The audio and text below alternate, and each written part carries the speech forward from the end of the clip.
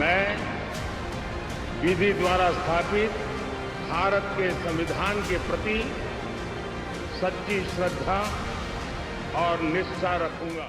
प्रधानमंत्री नरेंद्र मोदी ने अपने तीसरे कार्यकाल की शुरुआत कर दी है। मोदी सरकार की नई टीम में बीजेपी अध्यक्ष जेपी नड्डा स्वास्थ्य मंत्रालय की कमान संभालेंगे। लोकसभा चुनाव में मिली आधी अधूरी सफलता के बाद अब बीजेपी में कई राज्यों में मंथन का दौर चल रहा है। कई जगहों पर पार्टी की कमान में फेरबदल किए जाने की तैयारी हो रही है, लेकिन इन सब के बीच सबसे बड़ा सवाल ये है कि जेपी नड्डा के स्वास्थ्य मंत्री बनने के बाद पार्टी की कमान कौन संभालेगा। मैं जगत प्रकाश नड्डा ईश्वर की शपथ लेता हूं कि मैं विधि द्वारा स्थापित भारत के संविधान के प्रति सच्ची श्रद्धा और निष्ठा रखूंगा।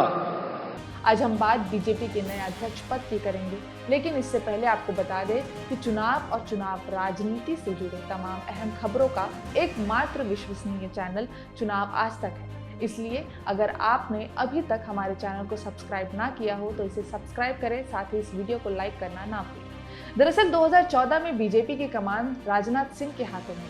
लोकसभा चुनाव में जीत के बाद वो केंद्रीय मंत्री बन गए। इसके बाद संगठन में बदलाव हुआ और लोकसभा चुनाव में पार्टी की राजनीति का अहम हिस्सा माने जाने वाले अमित शाह को पार्टी की कमान सौंपी गई। 2019 में हुए लोकसभा चुनाव अमित शाह के बीजेपी अध्यक्ष रहते ही आयोजित हुए थे। इस बार भी जीत के बाद अमित शाह को मोदी कैबिनेट का हिस्सा बना दिया गया और उनके हिस्से आई गृह मंत्रालय की कमान। इसके बाद शाह को बीजेपी अध्यक्ष पद छोड़ना पड़ा और पार्टी कमान जेपी नड्डा को सौंपी गई।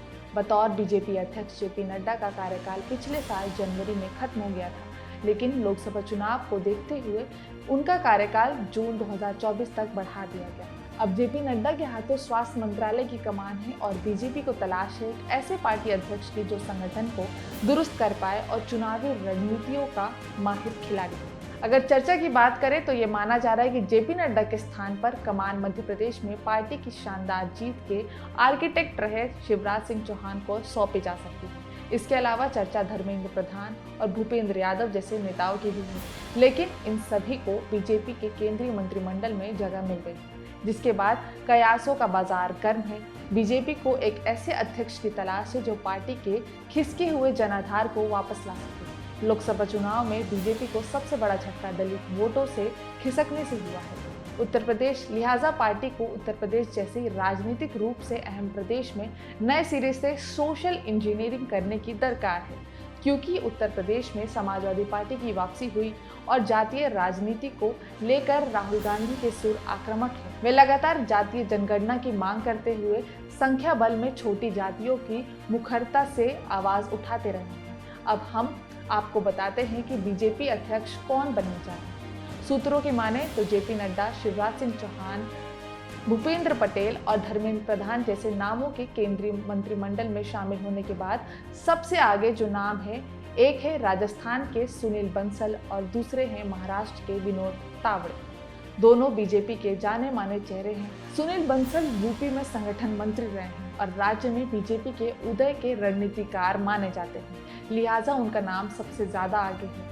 बंसल फिलहाल ओडिशा, बंगाल और तेलंगाना के प्रभारी थे। लोकसभा चुनाव के प्रचार के दौरान वह बीजेपी के कॉल सेंटर्स को देखरेख कर रहे थे और फीडबैक ले रहे थे। सुनील बंसल ने कम समय में ही प्रधानमंत्री नरेंद्र मोदी का भरोसा जीत लिया था। अगर बात विनोद तावड़े की जाए तो वह पिछड़े समाज से आते हैं। फिलहाल वह पार्टी के महासचिव एवं बिहार में प्रभारी है। तावड़े को बहुत थोड़े समय में ही काफी महत्व मिला है और वो मोदी सरकार की योजनाओं के जनता में प्रचार का कामकाज देखते हैं। बीजेपी अध्यक्ष का मामला इसलिए महत्वपूर्ण है क्योंकि आने वाले दिनों में हरियाणा, महाराष्ट्र, झारखंड, जम्मू कश्मीर और उसके बाद दिल्ली और बिहार में विधानसभा चुनाव है, यानी एक के बाद एक कई चुनाव होने हैं। बीजेपी को ऐसे आदमी की तलाश है जो चुनावी राजनीति से जुड़े खास पार्टी संगठन का भी माहिर खिलाड़ी हो। फिलहाल मेरे साथ बस इतना ही। चुनावी राजनीति से जुड़े तमाम खबरों के लिए देखते रहिए चुनाव आज तक।